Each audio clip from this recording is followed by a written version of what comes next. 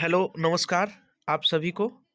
आज के क्लास में बताने वाले हैं क्लास 10th सोशल साइंस का इम्पोर्टेंट सब्जेक्टिव क्वेश्चन के बारे में बताने वाले हैं। तो आप लोग पेन और कॉपी निकाल के इसे नोट कीजिए और इसे नोट करके इसे याद भी करना ज़रूरी है। जल्द से जल्द आप एग्ज़ाम का भी बहुत कम समय रह गया है, इसीलिए आप लोग इसे याद करना चालू कर दीजिए, ठीक है। तो चलिए बताते हैं। सबसे पहले आपका क्वेश्चन जो है मोस्ट इम्पोर्टेंट कि राष्ट्रवाद क्या है, यानी राष्ट्रवाद क्या है, आप उससे क्या समझते हैं बताइए।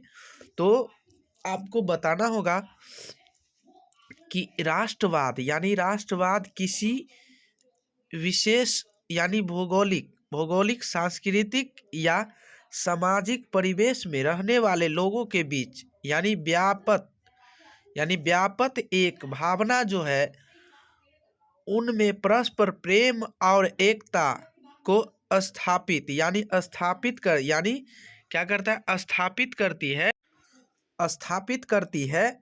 यह भावना यह भावना जो है आधुनिक विश्व में राजनीतिक यानी पूर्ण जागरण कहलाता है। क्या कहलाता है? पूर्ण जागरण का परिणाम है। क्या है जी?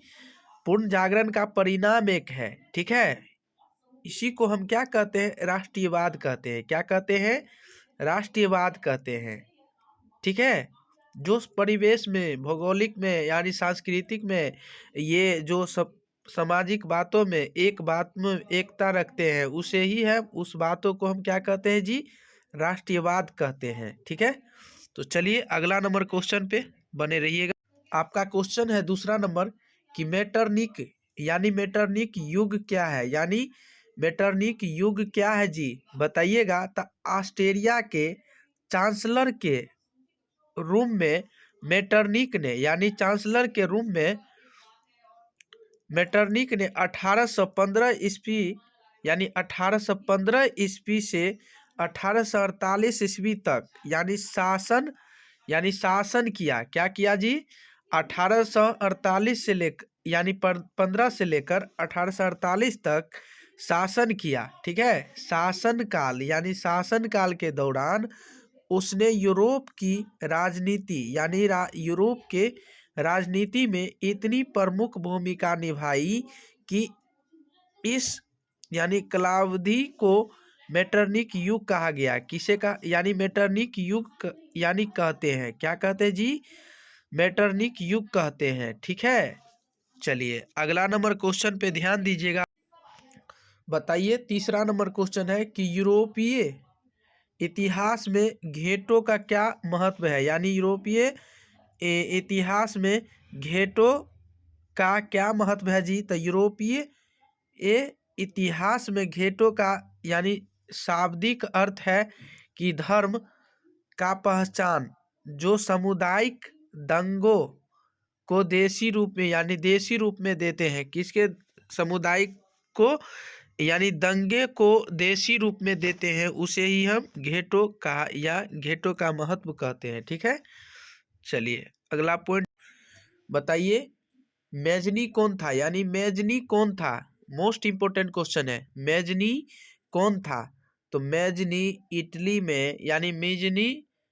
इटली में राष्ट्रवादियों के गुप्त दल कार्बोनरी का सदस्य था, ठीक है। मेजनी जो था वो किस चीज का सदस्य था? तो कार्बोनरी का, ठीक है। वह सेनापति होने के साथ वो क्या क्या किया, मतलब क्या क्या साथ में लिया। तो गणतांत्रिक विचारों का समर्थक साहित्यकार भी था। क्या था जी? गणतांत्रिक विचारों का समर्थक साहित्यकार भी था।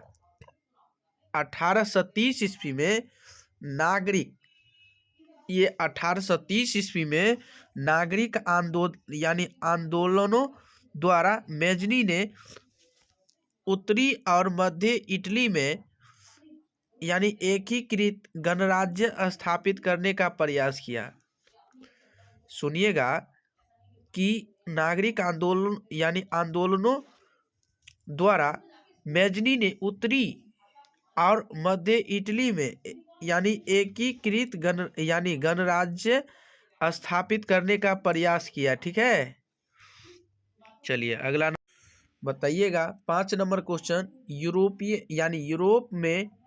यूरोप में राष्ट्रवादी के विकास में नेपोलियन बोनापार्ट की क्या भूमिका थी, तो यूरोप में राष्ट्रवाद फैलाने में नेपोलियन की महत्वपूर्ण भूमिका थी। नेपोलियन का क्या थी? महत्वपूर्ण भूमिका। उसने इटली और जर्मनी के राज्यों में राज्यों को भौगोलिक नाम की परिधि से बाहर कर उसे वास्तविक तथा राजनीतिक रूप रेखा प्रदान की और जिससे इनके एकीकरण का मार्ग प्रशस्त हुआ। नेपोलियन ने जर्मनी के 300 से अधिक स्वतंत्र राज्यों के स्थापना पर 39 राज्यों का संघ बनाकर जर्मनी की जनता में राष्ट्रवाद का भाव भरा। क्या भरा? भाव भरा। और इस प्रकार नेपोलियन के कार्य यूरोप में राष्ट्रवाद को फैलाने में सहायक रहे। क्या रहे? सहायक रहे, सहायता रहे।